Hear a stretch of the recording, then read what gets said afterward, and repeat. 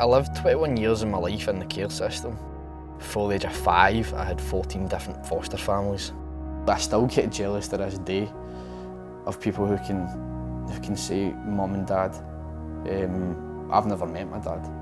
He refused to accept paternity. So the only person I've ever known was my mum, and she died when I was 10. I couldn't be in care with my mum because she didn't have the capacity as an adult to care or raise a child, and she knew that. She'd diagnosed mental age of a 13-year-old. She hadn't been cared properly as a young child herself, so her ability to parent was impacted. But she abused drugs, she took overdoses, and occasions. At 5, I probably would have been thinking I was going to somewhere caring and loving, and so did my mum. I don't think for a minute if she knew, she would have been okay for me to enter the care system. Within those 14 different foster placements, most of them were generally stable and were okay, but I was just passed on and passed through. So eventually I got to a family that used their position of power.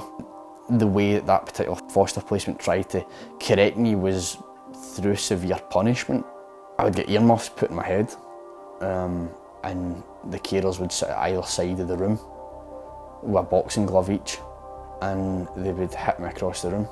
They'd punch me from one ear to the other ear. The thing I felt the most was just complete fear every day.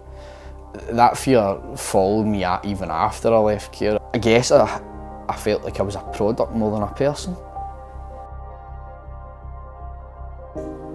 Next to me is my 21 years spent in the care system and paperwork. It spans everything from reports to health recommendations to psychology assessments. When I left the care system at 21, I had a lot of questions. I wanted to find out really what my life was like. I think when my mum died, I get really angry with the world.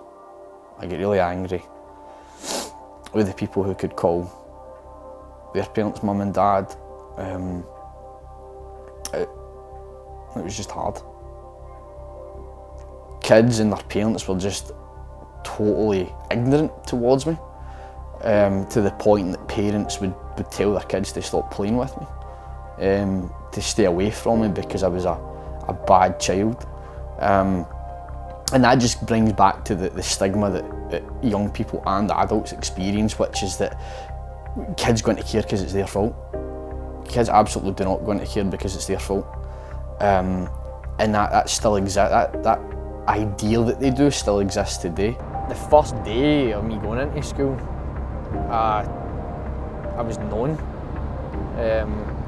And that stuck with me, I built a bad reputation of myself. Not many people wanted to build friendships, build relationships. It was a really difficult time for me. So we're just about to meet Billy Broston. Billy is, rather was, my year head at Greenwood Academy. If it wasn't for Billy, I really wouldn't be here. I think the first time I saw you were involved in a fight on the bus. It took Billy off the bus.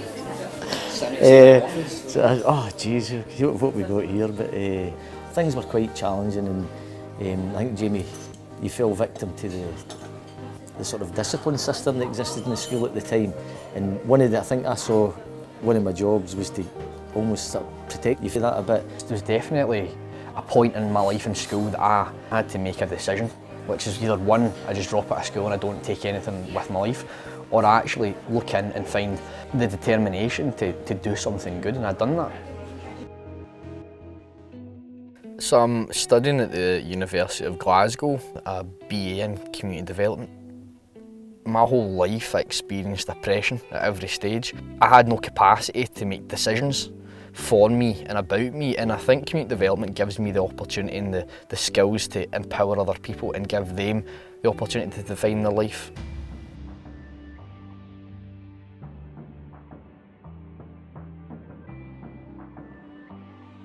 As part of the degree, there's a mandatory 450 hours placement that goes along with it. And as part of that, I'm supporting young people in a draw scene, and it's just to build their capacity to make decisions that improve the community they live in, improve their own lives. And I had a massive lack of support through my whole life, and I think working with these young people is about supporting them and empowering them to just make change and believe in themselves. I want to use my experience of life to give an unredacted insight into what it's really like to live the care system. And that duplicates across the UK to thousands and thousands of young people and adults who have experienced it. And I think just the individual voices and the collective voices is what really will drive change. And I hope to be a part of that using my experience and my voice.